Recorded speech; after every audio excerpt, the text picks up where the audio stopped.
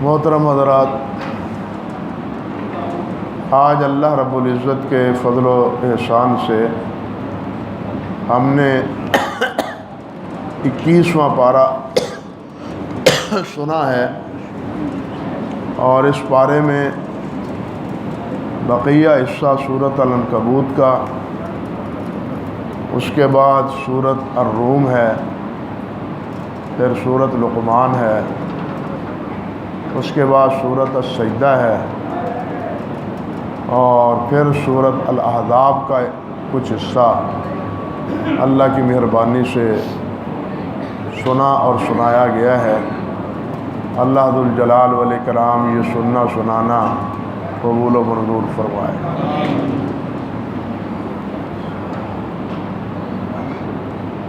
ان تمام صورتوں میں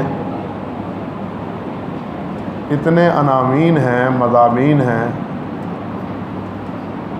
کہ کسی ایک مضمون کو بھی اگر لیا جائے تو وہ ایک مجلس میں، ایک محفل میں مکمل نہیں ہو پاتا۔ سپارے کی ابتدا میں اللہ سبحانہ و تعالیٰ نے ایک بات ارشاد فرمائی ہے، اور وہ یہ کہ بل هو آیات بینات فی صدور الذین اوتوا العلم، کہ یہ ان لوگوں کے سینوں میں محفوظ ہے جسے ہم نے علم دیا ہے۔ کیا چیز محفوظ ہے؟ قرآن مجید محفوظ۔ کچھ باتیں کل بھی قرآن مجید کے حوالے سے آپ کے گوش گزار کر رہا تھا،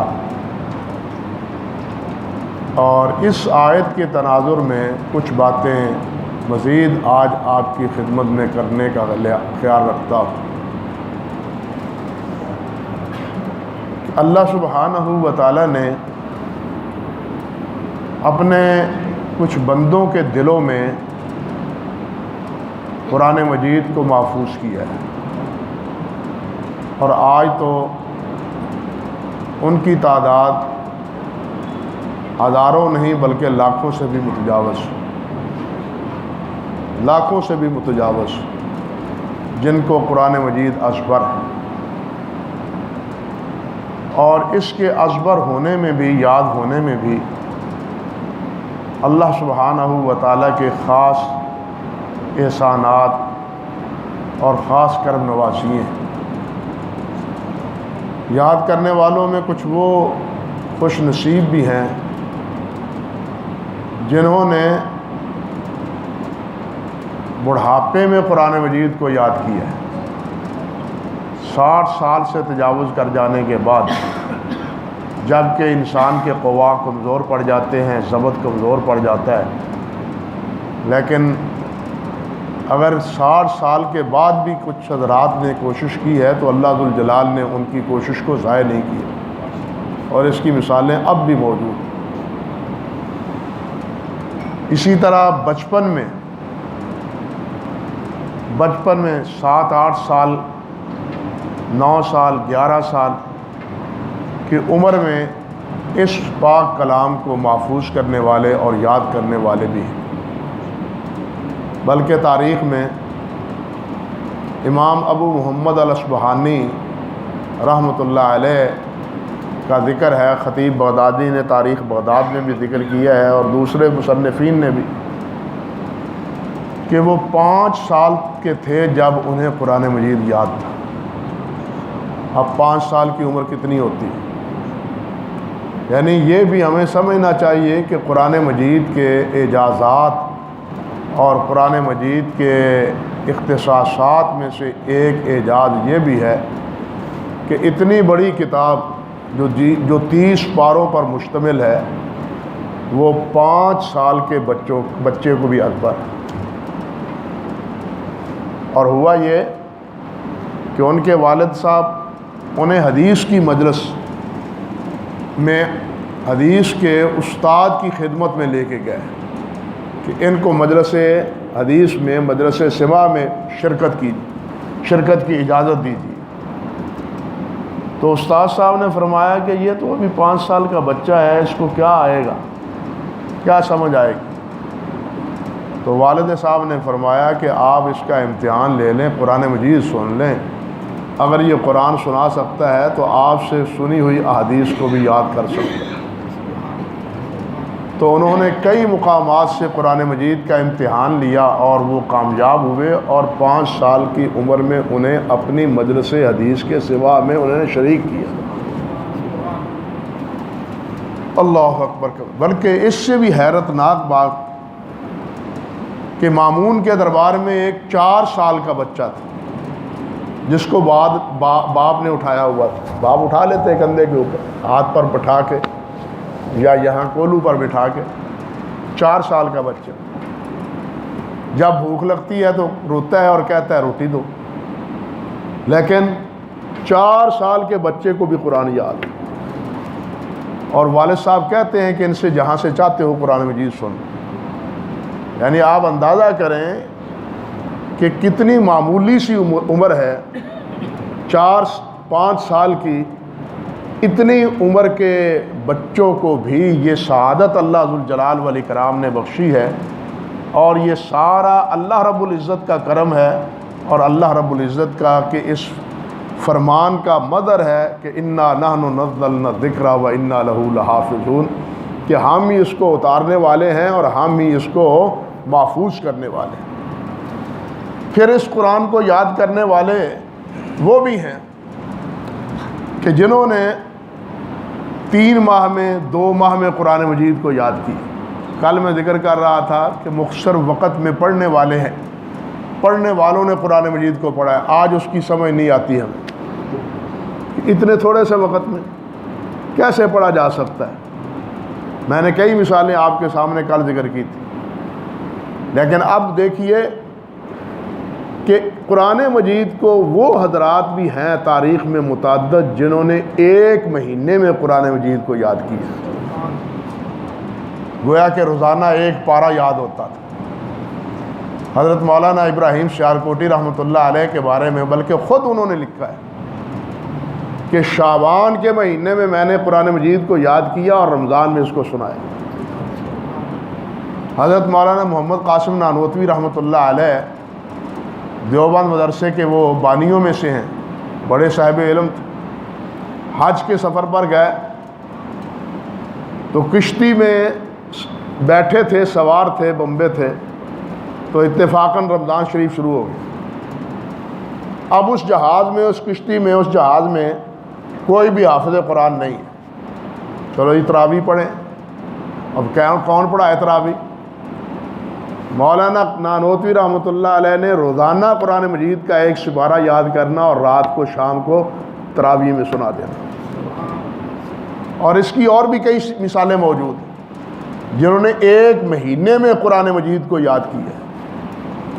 پھر اس سے بھی عجیب تر بات یہ بھی ہے، امام ابو الحسن سمرقندی رحمۃ اللہ علیہ گزرے، ایک تاریخ کی کتاب ہے القند فی اخبار علماء سمرقند، اس میں ان کا تذکرہ ہے، ابو الحسن سمرقندی رحمۃ اللہ علیہ۔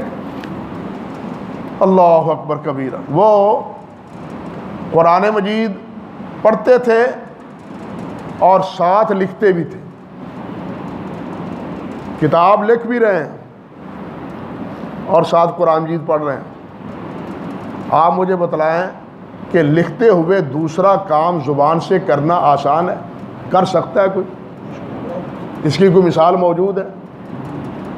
لیکن امت مصطفی میں اس کی مثال موجود ہے، اور وہ ہیں امام ابو الحسن سمرقندی رحمۃ اللہ علیہ۔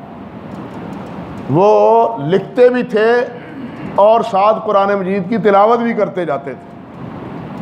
ان سے پوچھا گیا کہ یہ کیا معاملہ ہے؟ ہم سے تو کچھ نہیں ہوتا، جب ہم لکھتے ہیں تو پاس بیٹھے ہوئے کوئی آدمی بول رہا ہو تو اس کو بھی خاموش کرواتے ہیں، چپ ہو جاؤ، لکھنے میں گڑبڑ ہوتی۔ بلکہ میرا تجربہ یہ ہے کہ لکھتے ہوئے اگر پاس بول رہا ہو تو ذہن میں الفاظ جو ہوتے ہیں ان کے لکھنے کی بجائے اس کے الفاظ نقل ہو جاتے ہیں۔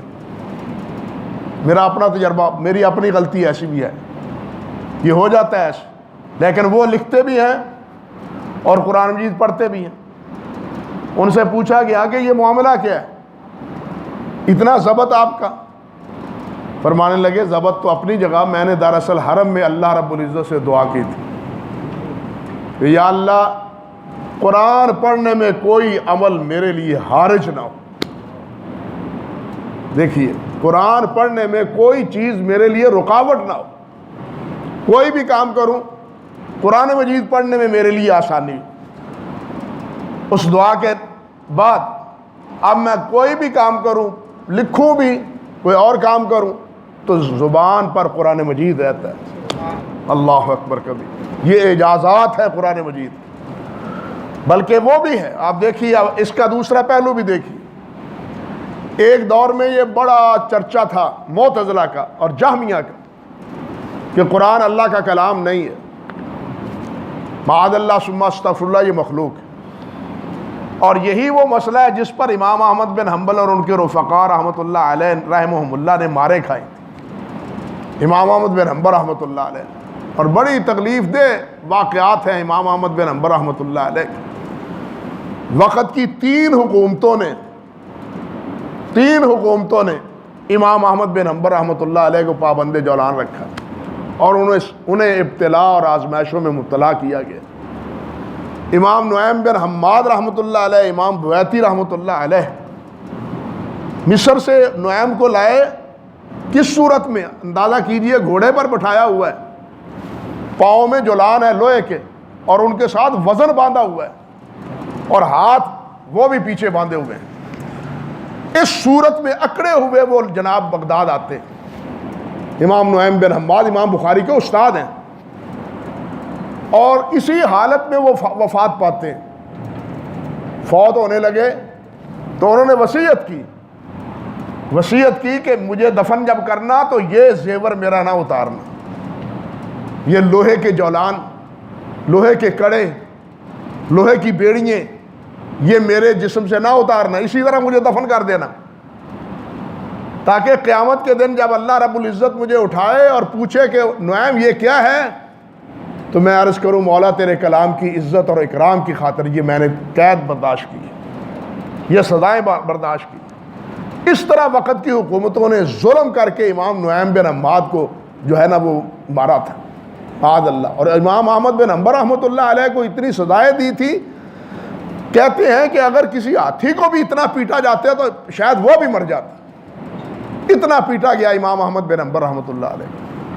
اور آپ حیران ہوں گے کہ امام علی بن مدینی کا قول ہے تقریباً رحمۃ اللہ علیہ کا کہ 2 حضرات کا اس امت پر احسان ہے، 2 حضرات کا اس امت پر احسان ہے۔ اگر یہ 2 انسان نہ ہوتے تو امت گمراہ ہو جاتی، اس کے گمراہ ہونے کا خطرہ تھا۔ ایک حضرت ابوبکر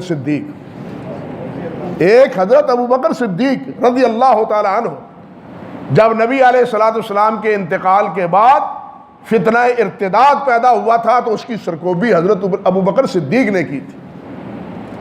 اور دوسرے امام احمد بن حنبل رحمۃ اللہ علیہ، وقت کی پوری حکومت ایک طرف، حکومت کے ساتھ ان کے ہم نوا بھی علماء، بہت سارے ان کے ہم نوا، حکومتوں کے بن جاتے ہیں ہم نوا، وہ بھی ساتھ ہیں، اور تنہا امام احمد بن حنبل اور چند ساتھی ان کے امام احمد بن حنبل رحمۃ اللہ علیہ وہ استقامت کے میدان میں کھڑے۔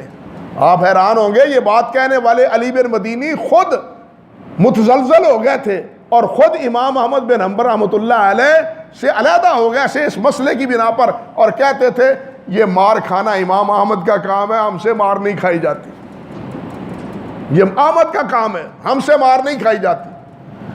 تو اتنا یہ مسئلہ اس دور میں تھا، پاپولر تھا، عام تھا۔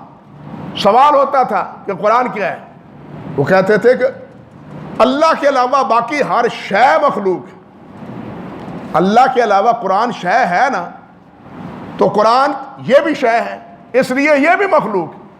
حالانکہ انہوں کو یہ معلوم، یہ فرق نہیں سمجھتے تھے کہ یہ اوراق تو مخلوق ہیں، یہ اوراق مخلوق ہیں، لیکن اور اس میں جو قلم کاری ہوئی ہے وہ بھی مخلوق ہے، لیکن یہ بول کس کے ہیں؟ قرآن مجید کے الفاظ کس کے ہیں؟ وہ اللہ وحدہ لا شریک کے. اللہ رب العزت نے کلام کیا ہے اور جبرائیل امین کو سنایا ہے. جبرائیل نے سنا ہے, جبرائیل نے آ کے سن کے حضرت محمد رسول اللہ کو سنایا ہے صلی اللہ علیہ وسلم. یہ کلام پیدا نہیں کیا کسی چیز میں اللہ تعالیٰ نے. جس طرح ٹیپ ریکارڈ میں آواز بھر دی جاتی ہے, آواز بھر دی جاتی ہے, اللہ نے آواز بھر دی, حکم دے دیا اس کو کہ میرے دل میں جو ہے وہ اس میں ایڈجسٹ کر دو. معاذ اللہ ثم استغفر اللہ, یہ بات نہیں ہوئی, بلکہ اللہ تعالیٰ نے بولے ہیں. اس پر جو اعتراض ہوتے ہیں وہ بھی عجیب و غریب ہے, ساری تفصیل کی گنجائش نہیں. صرف یہ کہنا مقصود ہے کہ امام احمد بن حنبل رحمۃ اللہ علیہ اور ان کے رفقا اس آزمائش میں آزمائے گئے. قصور کیا تھا؟ وہ فرماتے تھے کہ القرآن و کلام اللہ, قرآن اللہ کا کلام ہے, لیس بمخلوق, یہ مخلوق نہیں ہے. وقت کی حکومت کہتی تھی قرآن مخلوق ہے. امام صاحب فرماتے تھے اگر یہ مخلوق ہے تو یہ بتلاؤ, کلام اگر اللہ کا کلام مخلوق ہے تو اللہ نے فرمایا اذا اراد بشیء یقول له کن فیکون, جب کسی چیز کا اللہ ارادہ کرتے ہیں تو فرماتے ہیں کن, ہو جا. اب یہ کن یہ مخلوق ہے یا اللہ کا کلام ہے؟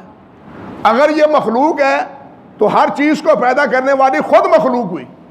خالق کون ہوا پھر؟ بات سمجھے, فرق سمجھے. خالق کون ہوا؟ خالق نے تو کن کہا ہے. اگر کن کلام ہے تو یہ مخلوق نہیں ہے. اگر یہ مخلوق ہے تو پھر مخلوق کا خالق کون ہے؟ لیکن وہ اس فرق کو بھی نہ سمجھ پائے.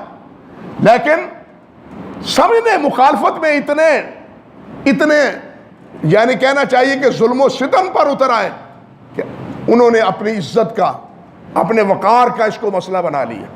اور امام احمد بن حنبل رحمۃ اللہ علیہ اور ان کے رفقا کو تختہ مشق بنایا. اسی دور میں ایک آدمی تھا جو اسی جہمی اور معتزلی فکر کا ہم نوا تھا, قرآن اس کو یاد تھا. اب وہ کیا کہتا ہے, اگر قرآن اللہ کا کلام ہے تو بھول جاؤ, مجھے کوئی ضرورت نہیں ہے قرآن کی. ایسے قرآن کی کوئی ضرورت نہیں. اندازہ کیجئے اناد, تعصب, ضد. جب انسان ہر دھرمی پہ اتر آتا ہے تو صحیح بات کا بھی وہ مذاق بھی اڑاتا ہے اور صحیح بات کا انکار بھی کرتا ہے. اس نے کیا کہا کہ قرآن اللہ کی مخلوق ہے, اگر قرآن اللہ کا کلام ہے تو یہ مجھ سے بھول جائے. اب ہوا کیا, جو قرآن یاد تھا سارے کا سارا بھول گیا. یاد ہے تو 5 سال کے بچے کو, اب اس کو یاد بھی بھول جاتا ہے. کس بنا پر؟ وہ کہتا ہے کہ قرآن اللہ کا کیا ہے, کلام نہیں ہے, مخلوق ہے. امام ابو زرع رحمۃ اللہ علیہ فرماتے ہیں مجھے کہا گیا, میں گیا بغداد, مجھے بتلایا گیا کہ وہاں ہے یہ آدمی, دیکھ لو جا کے. میں نے کہا کیا مردود کو دیکھنا ہے میں نے, ایسے مردود کو کیا دیکھنا ہے میں نے, کسی نیک آدمی کو دیکھنا چاہیے, ایسے مردود کو کیا دیکھنا ہے. اس کو جب کہا جاتا کہ پڑھو بسم اللہ الرحمن الرحیم تو وہ بسم اللہ بھی نہیں پڑھ سکتا تھا. کہتا تھا ہاں نعم ہاکذا یقولون ہاکذا نعم, لیکن پڑھ نہیں سکتا تھا. بسم اللہ قرآن ہی ہے نا, بسم اللہ بھی تو قرآن ہے. لیکن جب اس نے کہا کہ قرآن یاد نہ رہے, اگر قرآن مجید کیا ہے, اللہ کی کلام ہے, تو مجھے یاد نہ رہے, تو پھر اللہ کی طرف سے وبال ایسا آیا کہ قرآن ایسا بھولا کہ بسم اللہ بھی پڑھنے پہ قادر نہیں تھا. اللہ اکبر. یہ کتنا بڑا عبرت کا واقعہ اور کتنی بڑا سبق آموز ہے یہ بات. اسی طرح اور بہت سے واقعات اس کے لکھنے کے بارے میں دیکھیے. قرآن مجید کو اب اتنی بڑی کتاب ہے. امام ابن حبان رحمۃ اللہ علیہ نے ثقات میں لکھا ہے کہ ایک صاحب نے قرآن مجید کو 3 دنوں میں لکھا تھا. آپ پڑھنے کی بات کرتے ہیں, لکھا ہے 3 دنوں. آج کمپیوٹر کے دور میں کمپیوٹر پر بھی یہ 3 دنوں میں نہیں لکھا جاتا. وہ دستی لکھتے تھے, قلم دواس سے لکھتے تھے, یہ پین سے نہیں لکھتے تھے جس میں سیاہی نہ بھرنی پڑے. اتنا سریع الخط 3 دن میں قرآن مجید لکھا. اور پھر اس سے پوچھا کہ تم تھکے نہیں؟ 3 دن لکھتے رہے۔ اب اس سے حماقت ہوئی۔ یہ دیکھیے، انا للہ و انا الیہ راجعون، کیا کہنے لگا؟ میں تھکا نہیں، ما مسنا من لغوب۔ یہ کہنا تھا کہ اس کا دایاں ہاتھ شل ہو گیا، یہ کہنا تھا کہ اس کا دایاں ہاتھ شل ہو گیا، مفلوج ہو گیا، اور آئندہ کے لیے ایک حرف بھی نہ لکھ سکا۔ کہا کیا اس نے کہا ہاں 3 دن میں نے قرآن لکھا ہے، وما مسنا من لغوب، مجھے تھکاوٹ نہیں ہوئی۔ یہ صفت تو اللہ کی ہے، انسان تھکتا ہے، اللہ کی صفت یہ ہے۔ اللہ فرماتے ہیں میں نے زمین و آسمان کو پیدا کیا، وما مسنا من لغوب، مجھے کوئی تھکاوٹ نہیں ہوئی۔ اتنا بڑا آسمان اور اتنی بڑی زمین اور یہ پہاڑ اور یہ سارا نظام قائم کیا ہے تو میں نے اپنی قدرت سے قائم کیا ہے، اس میں مجھے کوئی تھکاوٹ، وما مسنا من لغوب۔ اب اس احمق نے اپنی برتری، چاہیے تو یہ تھا کہ وہ اللہ کا شکر کرتا کہ اللہ نے توفیق دی، اللہ نے ہمت دی، اللہ نے رحمت دی، لیکن یہ ذہن میں شیطان نے اس کو غرور کے ذہن میں غرور پیدا کر دیا۔ بالکل اسی طرح جس طرح وہ کون تھا، فرعون کا ساتھی حامان، قارون، جس سے کہا گیا کہ یہ تیرا مال ہے، اس کو کچھ اللہ کی راہ میں خرچ کرو۔ وہ کہنے لگا اس کو تو میں نے اپنے علم کی زور سے مارا ہے، کمایا ہے، علم کی وجہ سے میں نے کمایا۔ اللہ سبحانہ و تعالیٰ نے اس کو اور اس کے مال تمام دونوں کو زمین میں دھنسا دی۔ تیرے علم نے دیا تجھے، میں نہ دیتا تو تیرا علم دیتا تجھے۔ اگر 3 دن میں لکھنے کی ہمت دی ہے تو میں نے دی ہے، طاقت دی ہے تو میں نے دی ہے۔ اس لیے انسان کو جو بھی ملے اس کا اللہ کا شکر ادا کرنا چاہیے، اسے اپنے کمالات تصور نہیں کرنا چاہیے۔ میرا تجربہ، میرا علم، میری محنت، میری کوشش، یہ میں یہ نہیں چلتی اللہ کے، اللہ کو یہ پسند نہیں ہے۔ ہاں محنت کرے، اللہ ذوالجلال محنت کو ضائع نہیں کرتے۔ والذین جاہدوا فینا لنہدینہم سبلنا، اللہ اس کی محنت کو من جدہ وجدہ، جو محنت کرتا ہے اللہ اس کی محنت کو پورا کرتا ہے، لیکن وہ محنت کر کے پھر بھی نتیجہ کس کے سپرد کرے؟ اللہ رب العزت کی۔ تو اس نے کیا کہا کہ جناب میں نے 3 دن میں اس کو لکھا اور میں ما مسنا من لغوب۔ آپ حیران ہوں گے، میں نے قرآن مجید ایک لکھا ہوا ہے، ایسا بھی دیکھا ہے، چھپا ہوا ہے، لیکن وہ اس کے نسخے آج کل بہت انقا ہے۔ آپ کے یہاں فیصل آباد میں مولوی عمر صاحب ہیں، ان کے پاس میں نے دیکھا کہ یہ پہلی سطر جس لفظ سے شروع ہوتی ہے آخری سطر بھی اسی لفظ سے شروع ہوگی۔ مثال کے طور پہ فا ہے یہاں، تو آخری سطر میں بھی فا ہے۔ کاتب نے اس ترتیب سے اور ایسے انداز سے لکھا ہے کہ دوسری سطر جس لفظ سے شروع ہوتی ہے نیچے سے دوسری سطر بھی اسی لفظ سے شروع ہوتی ہے، اسی طرح ساری سطور ہیں، اور درمیان کی سطر جس لفظ سے شروع ہوتی ہے، کمال یہ ہے کہ اگلے صفحے کی درمیان کی سطر بھی اسی لفظ سے شروع ہوتی ہے۔ یعنی لکھنے والوں نے بھی محبت کی کمال کر دی۔ آپ کے لاہور کے محمد حسین کاتب لاہوری ہوئے ہیں، تاریخ میں محمد حسین لاہوری ہوئے ہیں، انہوں نے قرآن مجید کے 2 نسخے لکھے۔ عجیب بات ہے، 2 نسخے تیار کیے 30 صفحات میں، بڑے صفحے میں، 30 اوراق میں، 30 پارے ہیں نا، ایک ایک پارا۔ کیا لکھا؟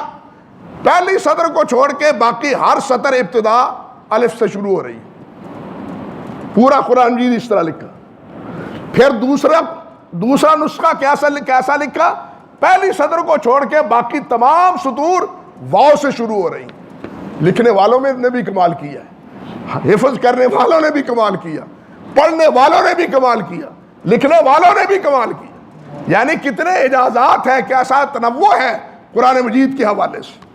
پھر دیکھیے ایک اور عجیب لطیفہ سناؤں آپ۔ امام علی بن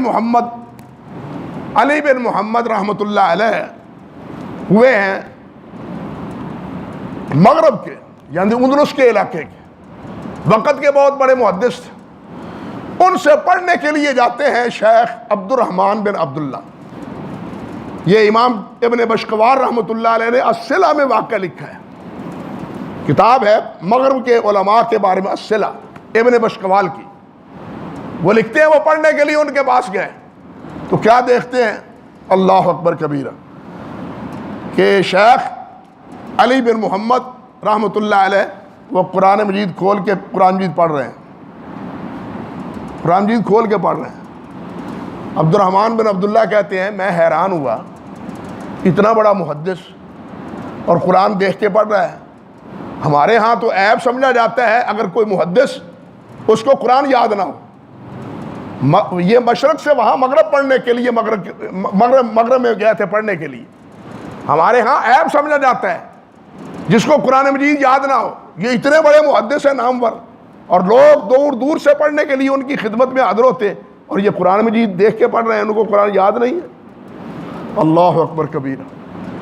اب وہ کیا ہے، امام صاحب سے پوچھتے ہیں، جسارت کر لیتے ہیں، جرت کر لیتے ہیں، حضرت صاحب اللہ رحم کرے آپ کو قرآن یاد نہیں ہے؟ آپ کو قرآن یاد نہیں ہے؟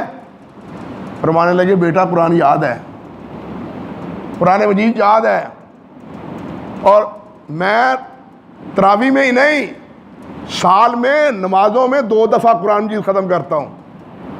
تراویح میں ہی نہیں، سال میں جو فرض کی نمازیں ہیں، مغرب ہے، عشاء ہے، صبح ہے، اس میں بھی 2 مرتبہ قرآن مجید ختم کرتا ہوں۔ لیکن بوڑھا ہو گیا، عمر بڑی ہو گئی، نظر بند ہو گئی، آج قرآن مجید دیکھ کے پڑھ نہیں سکتا۔ اب مسجد میں جاتا ہوں تو یہ میرا بھتیجا ہے، یہ مجھے لے جاتا ہے اور وہاں سے گھر لے آتا ہے۔ میں معذور ہو گیا۔ معذور ہو جانے کے بعد میں پریشان، رات کو خواب دیکھتا ہوں، خواب میں نبی علیہ الصلوۃ والسلام کی زیارت ہوتی، اور نبی علیہ السلام فرماتے ہیں علی قرآن دیکھ کے پڑھو، علی قرآن دیکھ کے پڑھو۔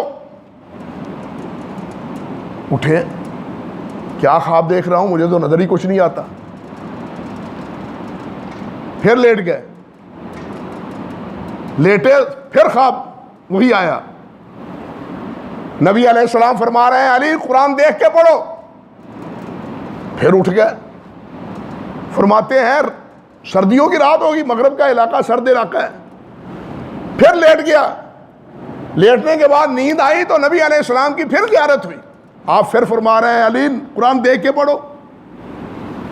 میں اٹھ گیا، اس کے بعد پھر میں اٹھ گیا، اٹھنے کے بعد صبح کی نماز پڑھی، نماز پڑھ کے واپس آیا، گھر والوں سے کہا قرآن دو، مجھے مصحف دو۔ بابا مصحف کیا کرو گے، نظر تو تمہیں آتا نہیں، ارے مصحف دو مجھے۔ اب مصحف دیا، جب مصحف سامنے رکھا تو یہ الفاظ بالکل ظاہر ہو گئے، تو دیکھ کے اب اس وقت سے میں دیکھ کے پڑھ رہا ہوں۔ کہتے ہیں قرآن یاد ہے لیکن اس کے باوجود میں قرآن دیکھ کے پڑھتا ہوں۔ حدیث میں آتا ہے من سرہ ان یحب اللہ ورسولہ فلیقرأ فی المصحف، کہ جو چاہتا ہے کہ اللہ اور اللہ کے رسول سے محبت کرو اس کو چاہیے کہ قرآن دیکھ کے پڑھے۔ اسی لیے علماء کہتے ہیں کہ زبانی پڑھنے سے قرآن دیکھ کے پڑھنا افضل ہے۔ ایک تو قرآن دیکھ رہا ہے، الفاظ مبارک دیکھ رہا ہے، اور ایک پڑھ رہا ہے، اور پڑھنے سے گویا کیا ہے، اس کی آنکھیں بھی مصروف ہیں، اس کی زبان بھی مصروف ہے، اس کے کان بھی مصروف ہیں۔ یہ بالکل اسی طرح ہے جس طرح بیت اللہ کو دیکھنے والے کو بھی ثواب ملتا ہے، نماز پڑھنے اور طواف کرنے والے کو بھی ثواب ملتا ہے۔ یہ بیت اللہ کو دیکھنا جس طرح باعث اجر ہے، اسی طرح گویا قرآن مجید کو دیکھ کے پڑھنا اس میں بھی بہت بڑا اجر ہے۔ بلکہ فرمایا من سرہ ان یحب اللہ ورسولہ فلیقرأ فی المصحف، اس کو چاہیے کہ مصحف میں پڑھے۔ اور اسی لیے علماء نے کہا ہے کہ سب سے بہتر ہے کہ نماز میں قرآن مجید پڑھا جائے، نماز میں، نماز کے بعد بہتر ہے قرآن مجید کو میں دیکھ کے پڑھا جائے۔ تیسری صورت یہ ہے کہ زبانی پڑھا جائے۔ تو بہرحال یہ قرآن مجید کے اتنے اعجازات ہیں مختلف پہلوؤں سے کہ جو ختم ہونے والے نہیں ہیں۔ اور یہ ساری بات کس وجہ سے ہے، اللہ اکبر، کہ اللہ سبحانہ و تعالیٰ نے قرآن مجید میں یہ محبت رکھی ہے کہ اللہ کے بندے اس سے اتنی محبت کرتے ہیں کہ مختلف انداز اور اسلوب میں اپنے اپنے پیار اور محبت کا اظہار کرتے ہیں۔ آپ اندازہ کریں، وقت کا بہت بڑا شاعر تھا لبید، عرب کا لبید بہت بڑا شاعر تھا، نبی علیہ السلام کے دور میں اسلام لے آیا تھا، مسلمان ہو گیا تھا، نبی علیہ السلام کی خدمت میں حاضر ہوا تھا۔ زمانہ جاہلیت کا اس کا مشہور شعر ہے، الا کل شعر ما خل اللہ باطل وکل نعیم لا محالۃ زائل۔ نبی علیہ السلام نے فرمایا اصدق کلام الشعراء کلام لبید، سب سے اچھا کلام لبید کا یہ ہے، الا کل شعر ما خل اللہ باطل، خبردار اللہ کے علاوہ ہر چیز باطل ہے، ہر چیز فانی ہے، ہر چیز ختم ہے۔ وکل نعیم لا محالۃ زائل، فرمایا یہ بات اس کی غلط ہے، اس لیے کہ جنت کی نعمتیں ظاہر ہونے والی نہیں ہیں، جنت کی نعمتیں دائمی ہیں، سرمدی ہیں اور ابدی ہیں، ہمیشہ کے لیے، وہ زائل نہیں ہونے والی۔ دوسرے جملے میں وہ خطا کھا گئے۔ یہ لبید اتنا بڑا شاعر تھا کہ سوق عکاظ میں جب اس نے اپنا کلام پڑھا، الشعر والشعراء کے مصنفین جس نے شعراء کا تذکرہ ہے، الشعر والشعراء، اس میں ہے کہ اس کے کلام کو سن کے شعراء نے اس کو ملک الشعراء کا لقب دیا اور اس کو سجدہ کیا، اللہ اکبر کبیر، لبید کو۔ اور اس سے بھی عجیب تر بات عجیب ہے کہ ایک فرزدق وقت کا بہت بڑا شاعر، بہت بڑا ادیب ہے، فرزدق جا رہا ہے گھوڑے پر، ایک آدمی بیٹھا ہے جنگل میں اور لبید کا کلام پڑھ رہا ہے، لبید کے شعر پڑھ رہا ہے۔ یہ فرزدق اٹھا، کھڑا ہوا، گھوڑے سے اترا اور شعر پڑھنے والے کے سامنے سجدہ ریز ہو گیا۔ وہ تم یہ کلام پڑھ رہے ہو، لبید کا کلام پڑھ رہے ہو؟ اتنا فصیح اور اتنا بلیغ کلام۔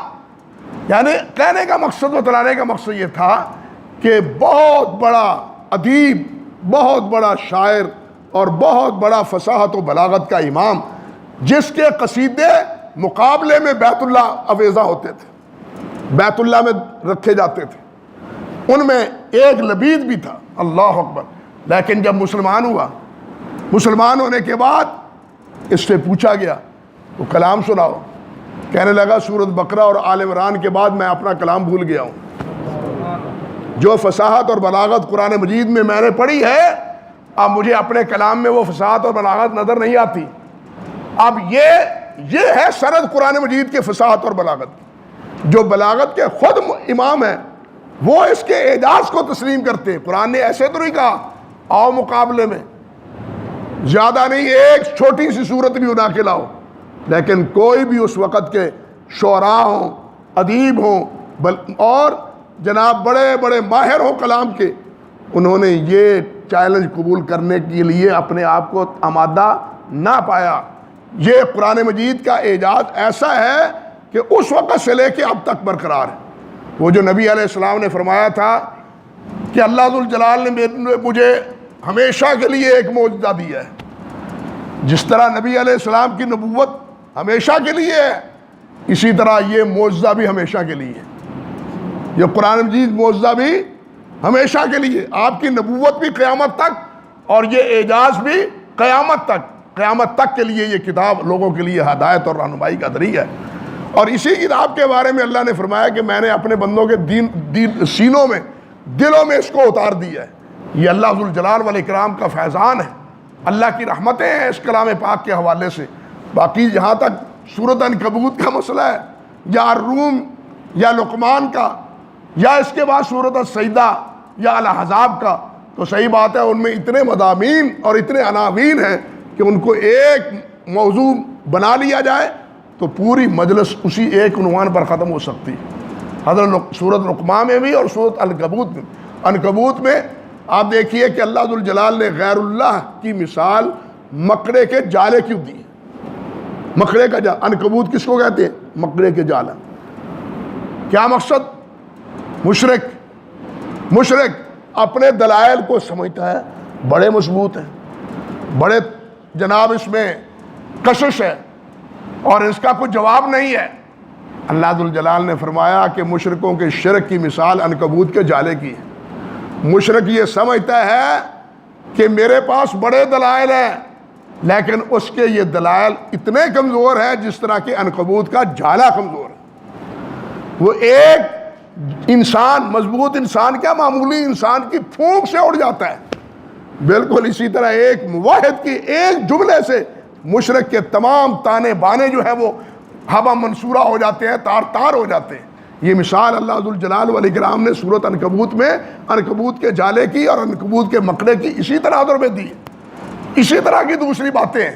اللہ سبحانہ و تعالیٰ اس قرآن کی محبت ہمارے دلوں میں جاگزوئی فرمائے، اس کو پڑھنے کی بھی اور اس پر عمل کرنے کی بھی توفیق بخشے۔ وآخر دعوانا الحمدللہ رب العالمین۔